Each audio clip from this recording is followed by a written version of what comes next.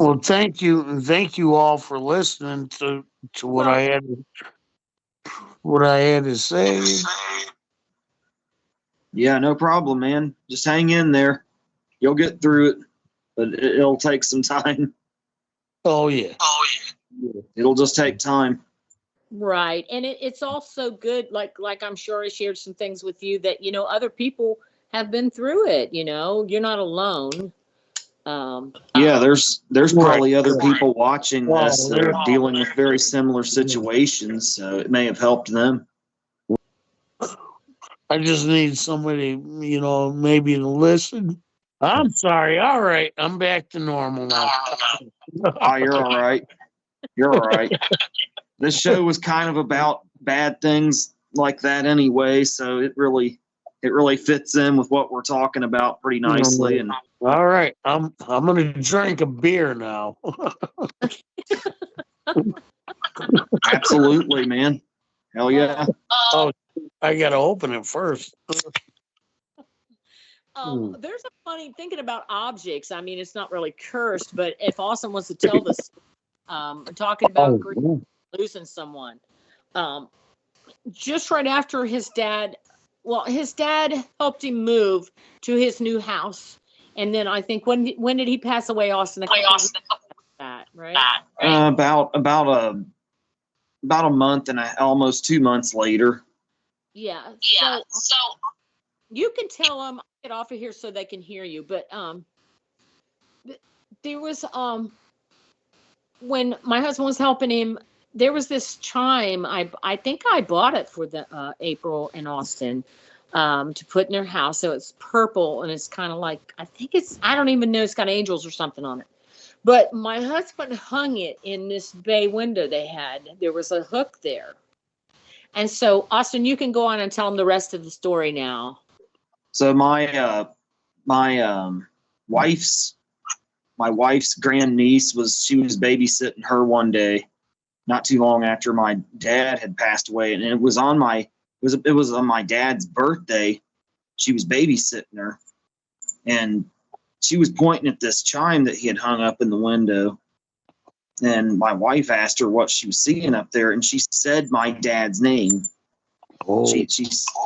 Yeah, his name was Marty. She said she was a little girl, maybe like about 2 years old. She was like, Marty, Marty, Marty. She was talking about how she could see him up there around that angel chime that he hung. He passed before she was even born, so there's no way she could have known him. But I think his spirit or something comes through that object somehow occasionally. Yeah, it's really odd because I asked him, I said, are you going to move it? Because I don't know. I guess it looks okay there. Well, we would have probably moved it, but it was where he hung it up. So, right. So we just left it there because it was one of the last things. He also had a hat that he left hanging on a doorknob in one of our spare rooms, and we've never touched it either. So like the last couple things he touched, we just left them as they were. Because we felt kind of bad about moving them. Yeah, I don't know. Like some people don't like to disturb things if they lose children and stuff. Like I used to work out with this lady, and her daughter died in a car wreck, and somebody was telling me it had been like 10 years later. They said that the lady's never her daughter's name was Mallory. The room's the same as it was the night Mallory got killed in a car wreck. And that Pam has never, I don't know if they move, of course they will change it, but they still live in that house and her room's the same. And I think it's been probably 20 some years now because Austin was getting his license when it happened and he was just about the same age. So yeah, I mean, everything's the same because that's part of, they just don't want to lose that part of her. Right. So that's another hard thing too, though, is when you go through stuff and you have to give stuff away or sell things or auction them off. Yeah, that's like kind of what I'm going through right now. It's like, with the realtors and all that, they're like, well, you got to get all that stuff out. Dad had so much stuff in there. And I'm like, I don't want to throw anything away. I'd want to keep it all, but I have nowhere to, put it. Right. And it's like, it's like old, dad's stuff. Yeah. Am I just gonna junk that? No, I don't want to. Right. I think you just have to keep a few things and have to let the rest go, I guess. Yeah. It's hard.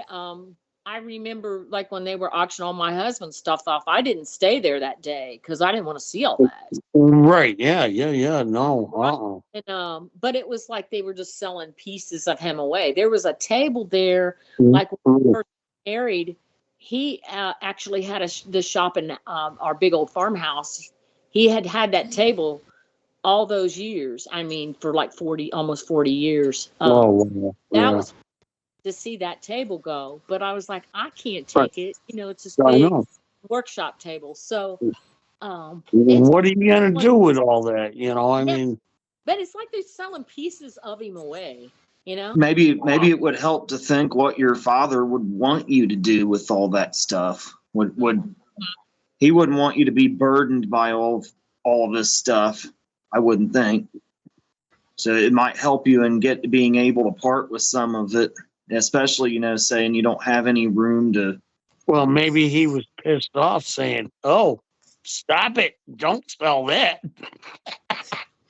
I don't know. Do you think it was him? Possibly. Yeah, he came to you to terrorize you because he didn't want you to get rid of the stuff. Don't sell that. Wait a minute. Now, I don't know if Austin has like anything from his cousin Sam. Do you, Austin? I'm sure you do. Yeah, I have some of his paintings, and I have a guitar he sold me, and a digital recorder he sold me down in my studio, my basement. So I mean, actually, my entire basement, believe it or not, or the studio I have down here that I'm sitting in right now, it's kind of like a montage to my dad and my cousin because I have almost all the instruments and music equipment I got down here. I either bought off of them or they bought for me as gifts throughout the years. And then I got some of my cousin's artwork too, like I said, down here. So it's kind of like so yeah, I do have stuff from both of them. For a lot of stuff from Sam, especially. I think everything has some kind of like, like if my mom had some kind of object, like China tea or something like that, or something like, something that was she personally, did like every day or whatever. I think that holds some kind of meaning, and that's why I'm like, I don't want to throw that away. I don't want to get rid of it. And you kind of know. I mean, you kind of know, or you feel some kind of like, something with that object. Well, it's attached to that person. Yeah. Absolutely.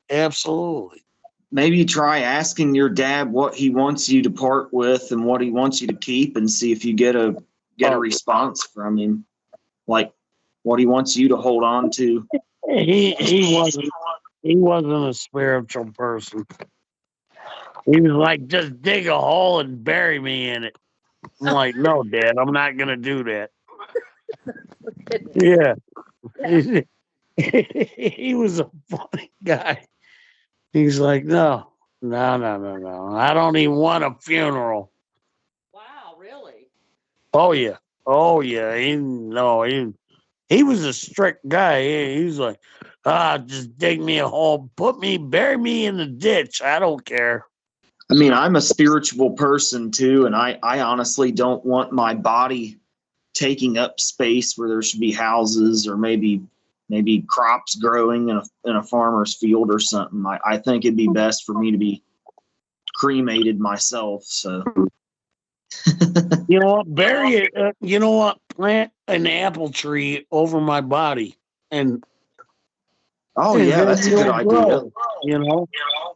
Yeah, that's true. Is that what they do with that? Something like that. Right? Yeah. Oh, you're talking about like a green burial. Yeah, I wouldn't be opposed to that for me. A green burial would be all right for me too, because I help the earth out. I'm useful after I've passed. Back to my nephew's artwork, there was a picture that I got of his that he had drawn, and I put it in one of the bedrooms upstairs. And the funny part about that was I was looking outside one day. It was of like 2 trees and some, like landscape type thing. I looked out the window, and there's 2 trees outside on the medium strip by the street, and it looks just exactly like the picture he drew. Oh wow! I remember one time I was over there, and there was at your house, and there was snow on the ground, and the sun was setting. And if you look at his painting, it looks like these 2 trees are on a snowy evening around dusk, and it looked just like it. It's like he somehow saw into the future when he was painting that. The interesting thing about him is he grew up and lived in a farmhouse out in Indiana too. Yeah, around Bath, actually. Okay. I don't know if you know where Bath is or not. But I only mentioned that because it was interesting that you live in a farmhouse out in Indiana too. A fun fact about him that I thought was interesting. That's amazing, though. I mean, same vision, you know. Yeah, he had never been to this house, of course. Because I said we lived in an old farmhouse when he passed away. Because he passed away a month after my husband passed away. I'm very sorry to hear that. Yeah, it's been a while now. There's probably an Oxford in every state, honestly. Yeah. There's a Middletown. There's Middletown everywhere. Middletown. Now, if you ask Mark, and there's an Oxford over in the UK. University town, or university city, yeah. I'm way up in I'm underneath Lake Michigan, right at the tip of Lake Michigan. Oh. Yep, in LaPorte, Indiana. Absolutely. Wow. And, okay, I've heard of it. Yep, right underneath the tip of it. Right there. Yep. I had a cousin, kind of a cousin. He ended up shooting a kid in the face with a shotgun. And he was right there, right next to the prison, and his ass went right to the prison. Wow. Yeah, and that was on accident, I guess, from what he was saying, but he's still in there, and he was 17 years old when that happened. If you do jury trials, you never know. Exactly. They're unpredictable. Sometimes it'd be best if you can get a plea deal or something. He was a good buddy of mine, but yeah, when he was doing drugs, nope, stay away from him. And thank God I stayed away from him. That was the same thing with my cousin we were just talking about. He got real heavy into heroin. I had to pull away from him because he was going down a road I didn't want to go down. If I had went with him, I'd be either 6 feet under or doing time somewhere now. Absolutely. You know. Oh yeah.